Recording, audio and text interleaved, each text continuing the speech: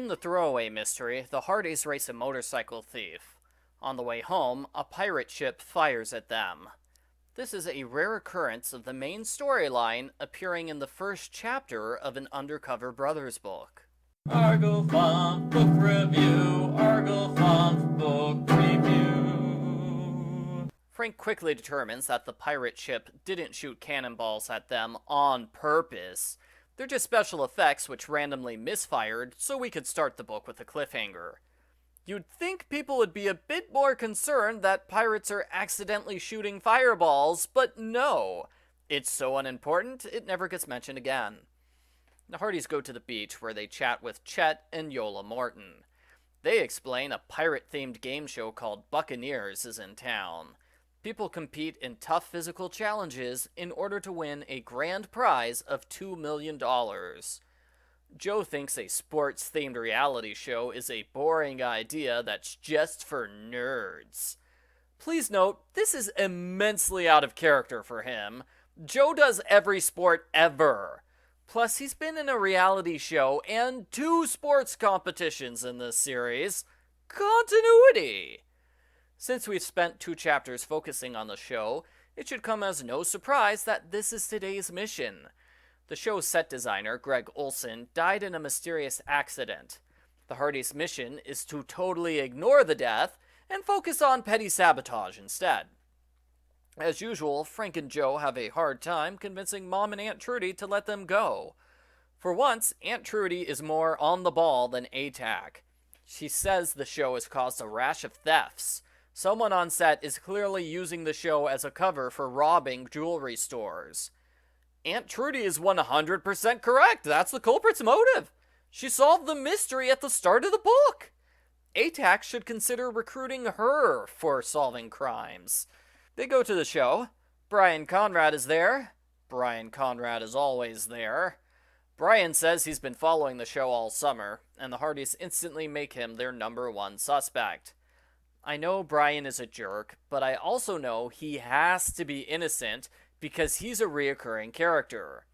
No way is the series going to get rid of its main antagonist by making him an actual criminal.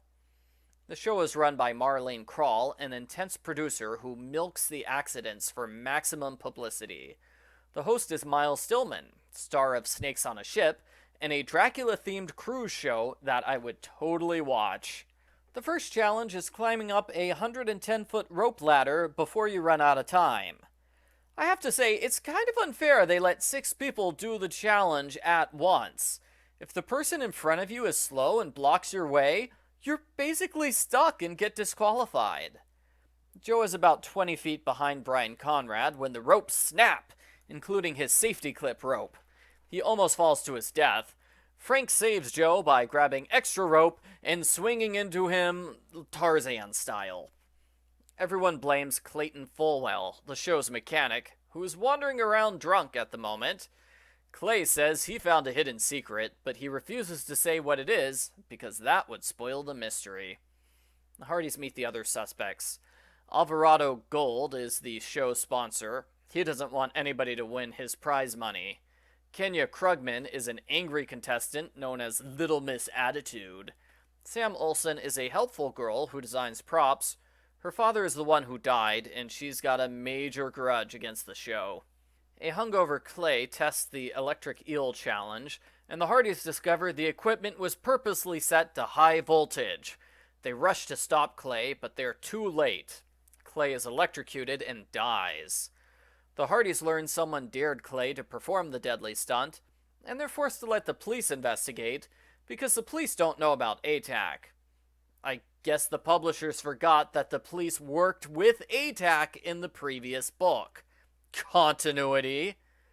The suspects all act suspiciously, and the next competition is diving for treasure at the bottom of the bay. Several pieces of treasure are behind booby traps.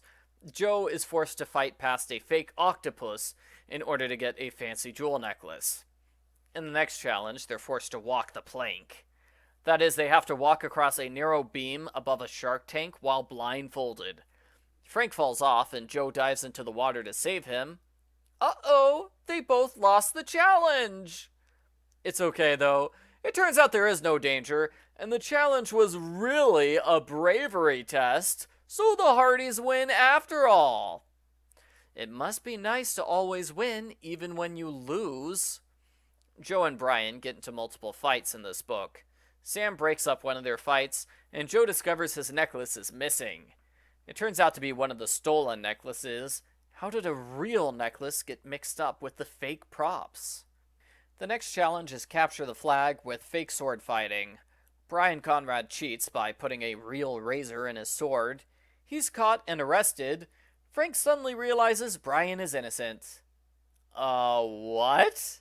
The Hardys spend the entire book accusing Brian of being the culprit, and the instant he's caught, they decide he's innocent? Come on, Hardys, don't be so inconsistent. The next round is climbing across a rope and digging for treasure. Kenya purposely sets off a tripwire that cuts all the ropes. Then she pulls out an axe and cuts down a tree. She gathers up all the fake coconuts when the Hardys realize that's not Kenya, that's the culprit. They stop her from escaping and explain the mystery solution. Sam is the culprit. Her father was the jewel thief. Ever since he died, Sam has been sabotaging the show in order to look for the stolen jewelry. She realized it's inside the coconut props about an hour ago. Instead of waiting until the coast is clear, like a smart criminal would, Sam decided to give herself away by attacking the props on camera in the middle of filming. Culprit foils their own plot. The Hardys say she cleverly used Brian Conrad as a decoy. I'd say it was 50% her trying to frame Brian, and 50% the Hardys automatically accusing Brian because they hate him. Clayton found one of the necklaces. That's the big secret he uncovered. I don't know why Sam decided to kill him right away, instead of coaxing the treasure's location out of him. He was drunk. You'd think that'd be an ideal time to get him to spill a secret without knowing it. Sam is arrested, Miles gets all the credit for her capture, and the Hardys decide not to compete when they redo the final round of the show. Why not? It's the big prize round! Why does Joe think a chance to win millions is too boring to be worth pursuing? The end. Post-book follow-up. I like this book. It has good pacing, and it was easy to keep track of the characters, even though there were more characters than normal. The writing style was far more engaging than the previous book, and the premise was cool too. It's basically the Hardy Boys doing interesting challenges on a reality TV show. Heck, I would be interested in competing on this show. It probably helped that this book was published shortly before the third Pirates of the Caribbean movie. I saw another reviewer complain the story is formulaic. This is, the 10th book of the series where someone is murdered halfway through? I have complained about previous books that used murder as a formulaic plot twist, but it didn't bother me this time because there were 2 deaths related to the mystery, not 1. I do find it strange that the 2000 Hardy Boys series has them solve murder mysteries all the time, whereas the 2000 Nancy Drew series has only 1 murder mystery. Why can't Nancy solve some murders?